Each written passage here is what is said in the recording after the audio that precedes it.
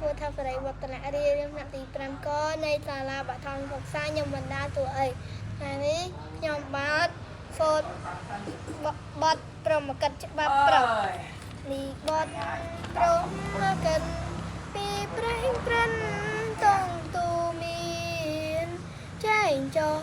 ងជានិញទៀនតងក្រហាន់មើជាច្បាប់ថ្មីឲ្យអង្គកូនចៅក្រោយ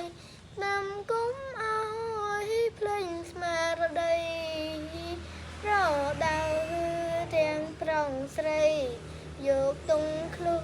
នក្រុមអានថ្មាធម្មតាកើតជាមនុស្សតួស្រីប្រុងក្រណាំងក្រកិតក្នុងចិនដាឲ្យបានដឹងសមនឹងគូនឹងអង្គញាសន្តានសង្កេមានពីងថាជួកុំឆ្មឹងកុំតែងទូធ្វើកំប៉ោកុំពីងធំនឹងណាដោយពូជុងឲ្យអនអង្គអាចបារម្ភឲ្យត្រូវ